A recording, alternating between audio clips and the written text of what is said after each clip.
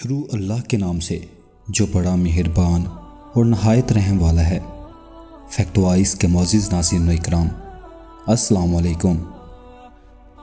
مصر کے جنگل میں ایک شہزادہ چند بکریاں چراتا اور ان سے حاصل ہونے والے دودھ اور جنگل کے پھلوں پہ گزارا کرتا۔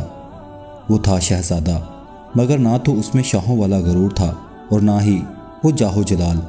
وہ عام انسانوں کی طرح زندگی بسر کرتا، روکھی سوکھی کھاتا، بیشتر وقت اپنی رعایا کی خدمت اور خدا کی یاد میں بسر کرتا۔ اس کی نیک چلنی کا پوری ریاست میں چرچا تھا۔ اسے یہ خصوصیات اپنے رحم دل باپ سے وراثت میں ملی تھی۔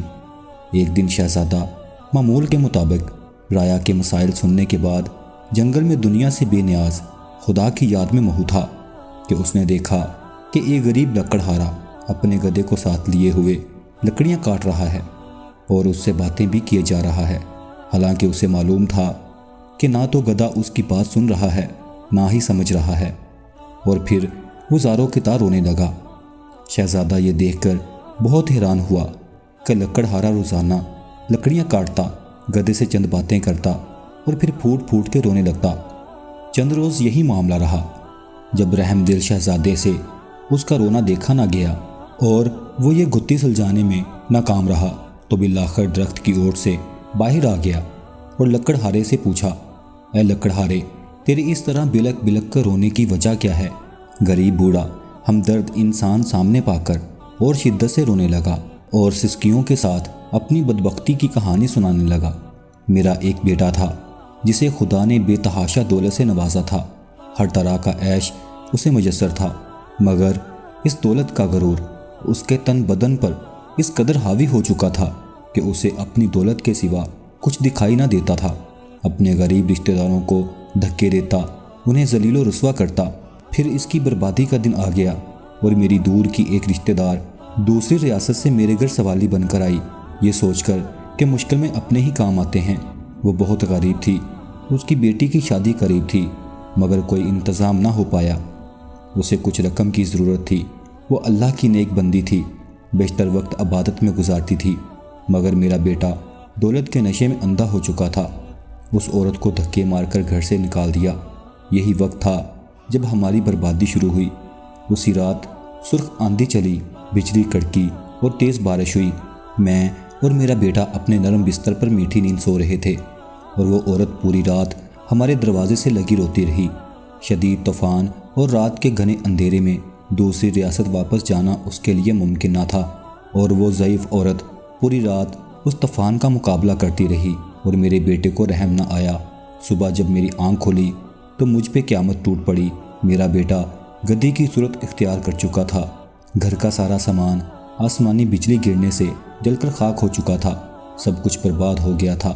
اس سب میں میرا قصور یہ ہے کہ میں نے اپنے بیٹے کو غرور و تکبر کرنے سے نہ روکا، برائی کی طرف بڑھتا ہوا اس کا کوئی قدم نہ روکا، اور اب یہ عالم ہے کہ میں جنگل سے لکڑیاں کاٹتا ہوں اور اپنے ہی بیٹے پہ لاد کر بیچنے لے جاتا ہوں، اور اسی سے ہم باپ بیٹے کا گزارا چلتا ہے۔ یہ سن کر شہزادے کی آنکھیں نم ہو گئیں اور وہ لکڑہارے سے مخاطب ہوا، اے ضعیف انسان، تو نے بہت ظلم کیا۔ بے شک برائی پر خاموش رہنا اور اسے نہ روکنا اس کا ساتھ دینے کے متعارف ہے۔ تو نے اپنے بیٹے کو برائی سے نہ روکا، مجھے تیری حالت پر افسوس ہے۔ اب میں اپنی اس غریب رشتہ دار کی تلاش میں مارا مارا پھرتا ہوں۔ اس کی تلاش مجھے رلاتی ہے، شاید وہ میری امداد کر سکے، وہ مجھے مل جائے، میں اس سے معافی مانگوں، شاید میرے گناہوں کا ازالہ ہو سکے، مگر افسوس وہ مجھے کہیں نہیں ملتی۔ یہ کہہ کر لکڑہارا رونے لگا۔ شہزادے نے اس کے آنسو پہنچتے ہوئے کہا، تو اپنے گناہوں کی معافی اللہ سے مانگ، وہ بہت رحیم ہے۔ اگر اس نے تجھے معاف کر دیا تو وہ تجھے اس عورت تک پہنچانے کا کوئی نہ کوئی سبب ضرور بنا دے گا۔ وہ بہت مہربان ہے، اپنے بندوں پر ظلم نہیں کرتا۔ بوڑھا لکڑہارا اسی وقت سجدے میں گر کر بلک بلک کر اپنے گناہوں کی معافی مانگنے لگا۔ اچانک دور سے کسی گھوڑے کی ٹاپوں کی آواز سنائی دی۔ ایک خوبصورت شہزادی سفید رنگ کے حسین گھوڑے پر سوار تھی۔ قریب آ کر شہزادے سے مخاطب ہوئی، اے شہزادے، آخر یہ کیا ماجرا ہے؟ شہزادے نے بوڑھے کی رام کہانی شہزادی کو سنا دی۔